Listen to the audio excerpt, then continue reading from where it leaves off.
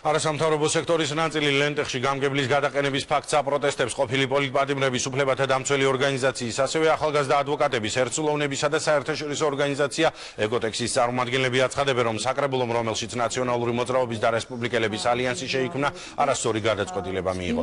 არასამთავრობო სექტორის ამ ნაწილმა ლენტეხის სასამართლოში საკრებულოს გადაწყვეტილება უკვე გაასაჩივრა ფაქტზე გამოძიების დაწყების მოთხოვნით. ისინი პროკურატურასაც მიმართავენ. არასამთავრობოების დღევანდელ განცხადებებს ნაციონალურ მოძრაობაში უპასუხეს. ადგილებზე იცვლება დოკუმენტების გაყალბების ხარჯზე, აგრეთვე იმის ეწოლის ხარჯზე, რომელიც განხორციელდა საკრებულოს წევრებზე, მოხდა ადგილობრივი გამგებლის გადაყენება და ამას მოყვა ძალიან დიდი მღელვარება ხალხში. აქციებიც გაიმართა, დღეს არის ჩაკეტილი ფაქტიურად საკრებულო და გამგეობის შენობა.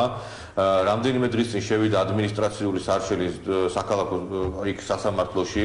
უახლოეს დღეებში ჩვენ ვაპირებთ უკვე პროკურატურასაც მივმართოთ, ვინაიდან გაყალბებულია დოკუმენტები და შეინიშნება სისხლის სამართლის დანაშაულის ნიშნები და ყველაზე საგანგაშო ის არის, რომ რეალურად ადგილებზე აი ამას ყველაფერს ხელმძღვანელობს ნაციონალური მოძრაობა და ამჟამად უკვე რესპუბლიკური პარტიის წევრი და ყოფილი ნაციონალის სოსო მუკბანია. საზოგადოებაში შესაძლოა გახდეს უმართავი და მოხდეს დაპირისპირება. სწორედ ამიტომ მოვუწოდოთ ხელისუფლებას მოახდინოს კანონით მინიჭებული უფლება გამოიყენოს კერძოდ თვითმმართველ ორგანოებზე ეფექტური კონტროლი საქმის ჭეშმარიტების დასადგენად. ნოემბრის შემდეგ უკვე ნაციონალური მოძრაობა ლენტეხის საკრებულოში გახლავთ უმცირესობაში, ასე რომ ის არგუმენტი, რომ გამგებლის გადაყენება ეს არის ნაციონალური მოძრაობის მიერ ინსპირირებული პროცესი, ვფიქრობ, რომ ყოველგვარ არგუმენტაციას არის მოკლებული.